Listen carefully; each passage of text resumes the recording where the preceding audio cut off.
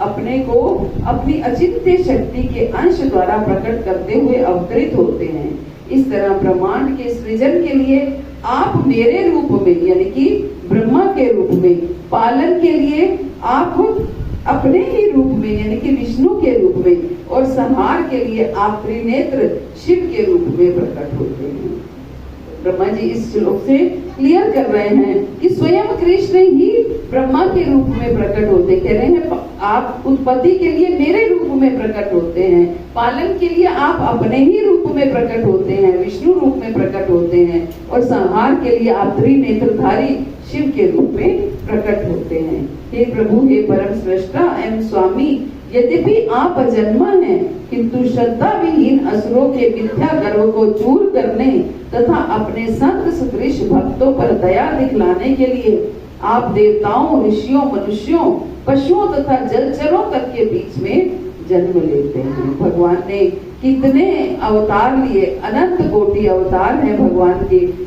कभी भगवान देवताओं के रूप में, ऋषि मुनियों के रूप में, कपिल मुनि के रूप में भगवान आए, वो ऋषि थे। मनुष्यों के रूप में भगवान राम और कृष्ण बन के आए, और पशुओं के रूप में भगवान शुकर अवतार लेकर के आए, जलचरों के रूप में भगवान मत्स्य अवतार लेकर के आए। तो भगवान ने अलग अलग अवतार लेकर के इस सृष्टि पर आए।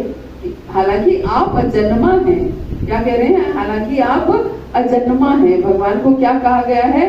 अजन्मा। भगवान का जन्म नहीं होता, फिर भी हम जन्माष्टमी मनाते हैं, है ना? फिर भी हम जन्माष्टमी मनाते हैं। क्यों मनाते हैं? कि भगवान का तो जन्म होता नहीं, फिर भी हम जन्माष्टमी क्यों मनाते हैं? भगवान जन्म नहीं लेते हैं, भगवान प्रकट होते हैं, है ना? वो दिखते ऐसे हैं कि जन्म ले रहे हैं। अजन्मा इसलिए उनको कहा गया है क्योंकि हम लोगों जैसा जन्म भगवान का नहीं होता है। हम लोग गर्भ से जन्म लेते हैं, पुरुष स्त्री के संबंध से जन्म लेते हैं, कर्मों के ऊपर आधारित होता है हमारा जन्म। जैसे हमारे कर्म होते हैं वैसा हमें घर मिलता है, वैसे हमें माता पिता मिलते हैं कि हमारे कर्मों के अनुसार हम टाटा बिरला के घर में पैदा होंगे या जमीन पर पैदा होंगे, फुटपाथ पर पैदा होंगे, कहाँ पैदा होंगे, जैसा हमारा भाग्य, हमारा कर्म होगा वैसे हम पैदा होंगे। लेकिन भगवान स्वयं चूज करते हैं कि मुझे इसके घर में प्रकट होना है, इस बार ये माता पिता मुझे लेने हैं, इस बार ये माता पिता मुझे लेने हैं, इस बार इनके ऊपर कृपा करनी है, इस बार इनके ऊपर कृपा करनी है। तो ये अंतर है भगवान के जन्म में और हमारे जन्म में। इसलिए भगवान को क्या कहा गया है? अजन्मा कहा गया है। आगे कहते हैं, हे भूमन, हे भगवान, हे परमात्मा, हे योगेश्वर, आपकी लीलाएं इन तीनों लोकों में निरंतर चलती रहती हैं, किंतु इसका अनुमान कौन लगा सकता है कि आप कहाँ, कैसे और कब अपनी आध्यात्मिक शक्ति का प्रयोग कर रहे हैं और इन असंख्य लीलाओं को संपन्न कर रहे हैं।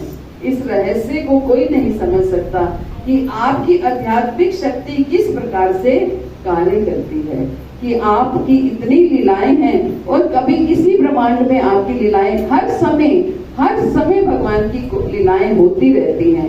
अभी इस ब्रह्मांड में नहीं हो रही हैं तो किसी और ब्रह्मांड में हो रही होंगी, किसी न किसी ब्रह्मांड में भगवान की लीलाएं चलती रहती हैं। तो वही वो कह रहे हैं कि आपकी असंख्य लीलाएं हैं और आप कोई ये अनुमान नहीं लगा सकता कि आप कहाँ, कैसे और कहाँ आपकी आध्यात्मिक शक्ति की लीलाएं जो है वो चलती जा रही हैं। अतः ये संपूर्ण ब्रह्मांड जो कि स्वप्न के तुल्य है, प्रकृति से असत्य है, फिर भी असली प्रतीत होता है।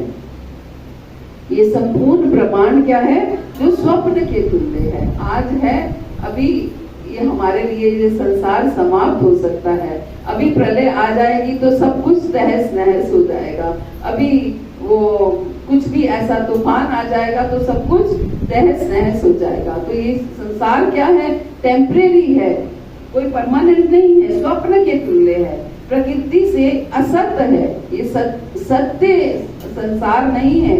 ये सब कुछ कहते हैं ना, मिट्टी है जो समाप्त हो जाएगा। एक थोड़े समय के लिए यहाँ उत्पन्न हुए हैं हम, फिर समाप्त हो जाएंगे। इस तरह ये मनुष्य की चेतना को प्रच्छन्न कर रहा है और बारंबार दुख का कारण बन रहा है। दुख का कारण क्या बन रहा है? कि हम इस असत्य को सत्य मान लेते हैं, इसी वजह से दुखी होते हैं।